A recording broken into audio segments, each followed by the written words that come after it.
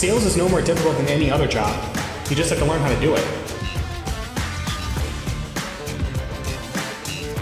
If knowledge is power, just increase your knowledge.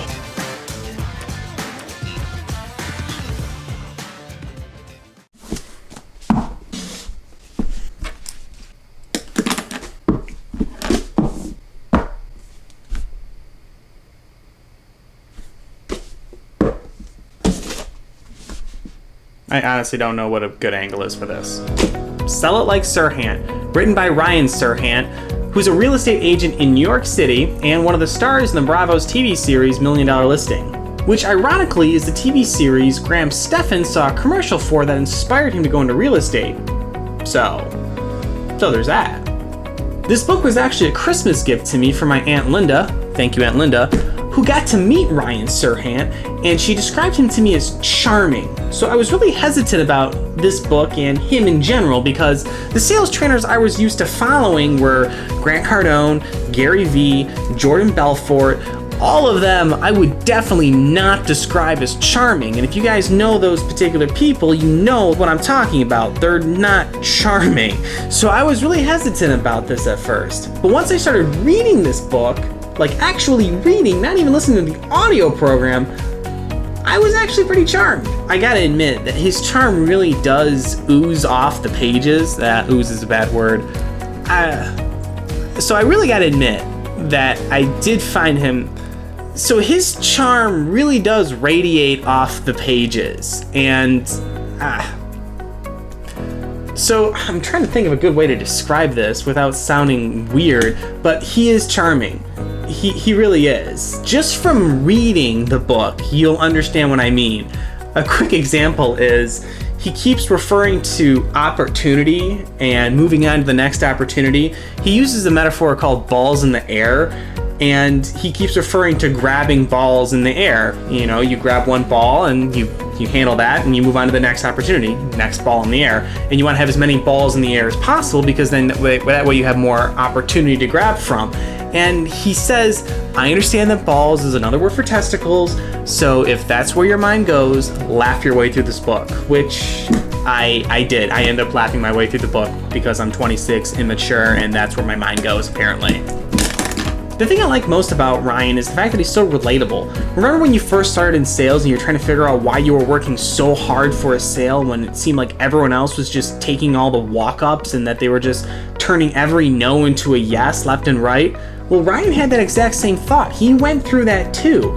And he reminds us that you don't have to be a natural-born salesperson, like Jordan Belfort claims to be good at sales.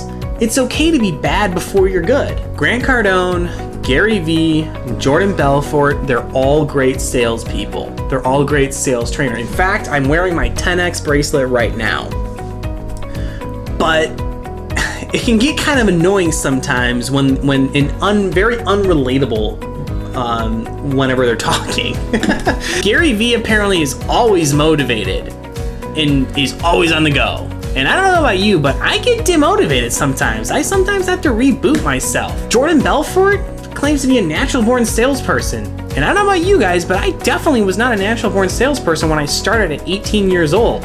I sucked. Grant Cardone admits to being bad at sales at first, but his ego is so big now, it's really hard to understand his point, and I think it's really hard for him to communicate his point sometimes too. Ryan is just an all-around genuine person, and you can sense that from him just from reading his book. You don't even need the audio program. I would recommend the audio program because Ryan adds a little bit of character and he's kind of funny. He doesn't cut people down like Grant Cardone. He doesn't claim to be a natural at what he does like Jordan Belfort. He doesn't talk just to hear himself talk like Gary Vee. He actually gives sincere advice. And when he does say that he's the greatest salesperson in the world, in the next sentence he literally admits that he's just saying that because it boosts his confidence and helps him get to where he needs to be and encourages everyone else to say those things to themselves because it is a good confidence booster. I feel like a lot of sales trainers now are just trying to sell you on why they themselves are the best sales trainer, and then in doing so they just stuff their program down your throat until you buy or die. As a 26-year-old banker who studies sales like it's a religion, I gotta say, it's really refreshing to finally follow a sales trainer who gives sales advice just because. Because he himself was in your shoes. He has been new, he has gone through the struggle, and he just wants to help you. And speaking of advice given in this book, I gotta say, the thing that stood out to me the most was when Ryan was talking about the 3 F's. He said it's follow up, follow through, and follow back. And that sounds like sales 101, and maybe it is, but I gotta say, sometimes we forget to follow through with what we tell our prospects, and I rarely meet any salespeople that follow back on their prospects. Ryan describes follow back as staying in front of a prospect even when there's no immediate guarantee of a sale. And even though there's a lot of sales trainers out there that might disagree with that and say if a prospect isn't interested or if they go with someone else, just write them off as a loss and move on to the next one. And even though I know a lot of salespeople who do that, I would actually agree with Ryan on this one. When I first started selling cars, I had a prospect, we'll call him Mr. X. He told me that the car that he had right now, he loved it, but the lease was up in 2 months and he wanted to switch brands. Cool. I was all ready. These are the kind of prospects that I loved to deal with. Someone who knew what they wanted to do, and they knew they had to do it soon because they had a deadline. So long story short, I showed him some cars, and we found a car that he liked, and he's like, awesome, this is the car I'm going to get. Well, 2 days later, he emailed me saying, you know what, Chris, the payment's too high, thanks but no thanks. I was really shocked by this because every single time I quoted him a payment, it came up lower than what he told me his original budget was. So I tried following up with him. I left voicemail after voicemail, and I got to the point where my boss was like, you know what, Chris, write him off as a loss, move on to the next one.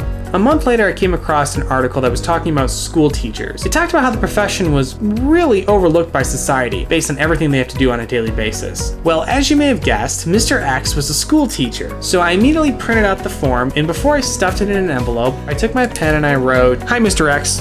Hope all is well. I saw this article and thought of you. Thank you for all you do. Sincerely, Christopher John." 4 days later, he emails me saying this. "Hey Chris, I got your letter. It's 100% accurate. By the way, I was talking to my wife, and if you can find one of those vehicles with maybe less features to drive the payment down, I'm all in for leasing it." I delivered him a new car before the end of the week. A little while ago, I had a client come in. Let's call her Mrs. Q.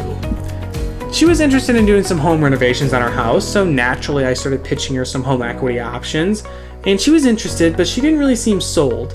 So she brought her husband in a couple days later, and I went over all the same options with her again, and he was very interested as well, but didn't seem sold. So about 2 weeks of unsuccessful follow-up with Mrs. Q led me to believe that they had either gone to another bank or their local credit union. And ironically enough, it was about this time when I was reading Ryan Serhant's book, and he talked about the 3 F's: follow up, follow through, follow back. And it made me think of my situation with Mr. X when I was selling cars. And it was a week before Easter at this time, so I figured, what the heck, let me try it. And I wrote this email. "Hi, Mrs. Q. This is Chris from XYZ Bank. I just wanted to wish you a happy Easter. I know you and Mr. Q were looking forward to seeing your grandkids this year, so I hope you all have a lot of fun. Sincerely, Christopher John." She wrote back that same day saying this. "Hey Chris, thank you. I hope you have a great Easter too. My husband and I are going to come see you on Friday. We're ready to get that loan." Her and her husband did come in that Friday. I wrote her a $15,000 loan and sold her a credit card. All because I did not write her off as a loss. Also, I don't remember the point that Ryan was trying to make when he said this, but when I reread this book for the video, he mentions that Will Ferrell is the funniest person ever, and that made me want to go out and rent a Will Ferrell movie. So for some reason, I actually left my home and went to a family video and rented a Will Ferrell movie. Yeah. I rented a Will Ferrell movie because of this book. That happened. Oh, and the girl that works there is super cute. So those are my thoughts on Sell It Like Serhant. I would highly recommend this book for anyone who's in retail sales, but realistically, no matter what field you're in, you'll still be able to get value from it. If you've read Sell It Like Serhant, please let myself and the community know in the comments below what your thoughts and takeaways were on it. If you like this video, be sure to dye that thumbs up with the color blue, subscribe for more content like this, and we will see you next time.